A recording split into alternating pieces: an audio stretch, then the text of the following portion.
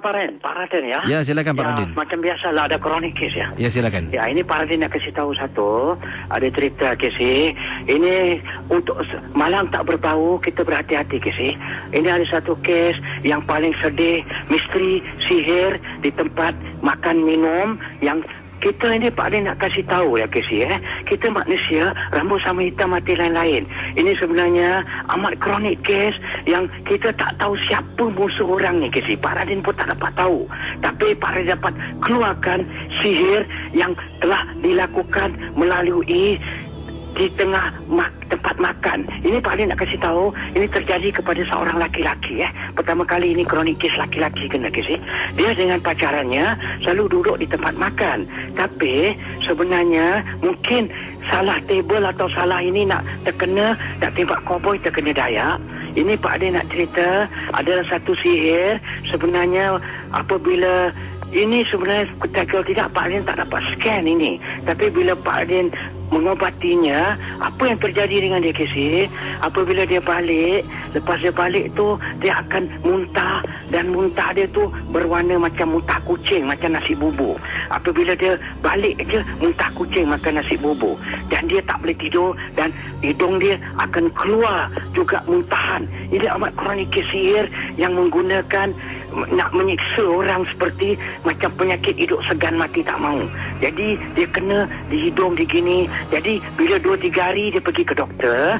Jadi scientific doktor cakap, you are okay, kau tak ada apa-apa. Maybe your mind is controlling your body. Tapi bila mak dia pun mungkin percaya, mungkin kita, tapi dia pergi ke satu doktor orang Melayu, tapi alhamdulillah supaya tak nak sebut siapa doktor tu pun cakap dia tak ada apa-apa, tapi doktor ni orang lama. Dia cakap awak cuba cari yang lain lah, yang mungkin cara orang yang pakar dalam alam lain. Jadi bila saya dijodohkan untuk bertemu orang ini, Pak Din tengok rupanya Casey, ini kalau orang tak pandai dalam mengenal ni, ini dipanggil sihir melalui di tempat makan.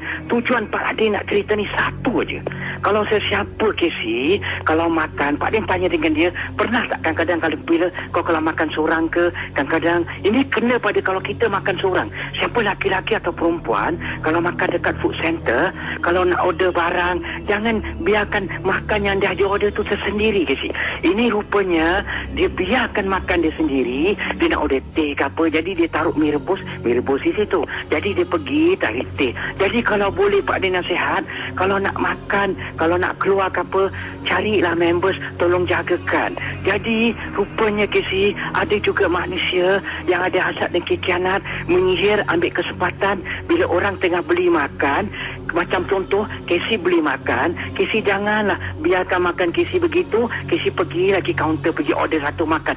Di situ rupanya serangan sasaran manusia yang tidak berkemanusiaan, yang menyimpan dendam. Mungkin dia dah ikut orang ni jauh dari gini dan dia telah taruh sihir di tempat makanan yang telah dia tu biarkan. Jadi Pak Din nasihat pada anak-anak dara atau siapa takir suami orang atau isteri orang atau Casey sendiri, kalau kita di luar, kita makan di tempat luar atau di restoran atau food center, kalau kita nak makan Casey, jangan biarkan makan dulu. Kita katakan makan seorang, okey tak apalah, dah order mi rebus, aku taruh sini, aku pergi queue mi beli air. Kita tak tahu rupanya laluan tu ada juga orang yang bikin pemabuk sihir Casey.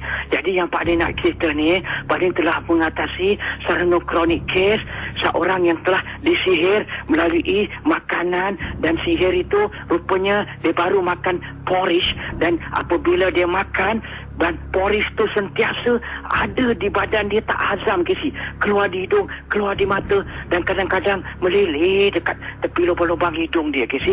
Jadi sihir itu telah, bubur itu telah dikuasai oleh alam gaib, yang apabila dia makan, benda tu tak hazam di perut tapi bermain-main di tekak, dan jadilah satu sihir chronic case, pemabuk sihir di tepi makan. So anybody, Pak Din cakap Inggeris sikit walaupun bulan bahasa, when you go to food, when you eat, don't leave your food unattended alone. We do not know who's the lone ranger that become a stranger, that will be very criminal in the mind. Itu saja ya Casey. Assalamualaikum. Waalaikumsalam warahmatullahi taala wabarakatuh. Terima kasih pada Pak Radin. Dan saudara,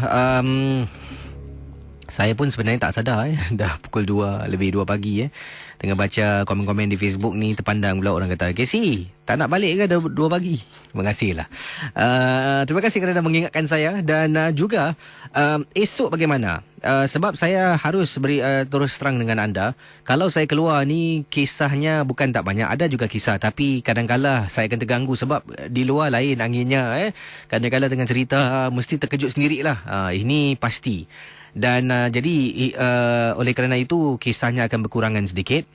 Dan kalau anda setuju saya keluar konti untuk bercerita kisah misteri, anda beritahu saya. Kalau tak setuju, Facebook boleh, ataupun anda boleh beri komen di dah ada channel YouTube Action pula. Ya, komen di YouTube. Saya akan cubalah semak komen-komen anda ni.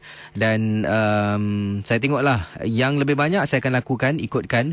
Sebab memang aku bila keluar tu ceritanya kurang sedikit lah, sebab kadang-kadang terganggu untuk bercerita. Dan bagaimana, setuju ataupun tidak saya keluar ataupun kekal duduk dalam konti ni. Terima kasih bagi anda yang memantau siaran Ria.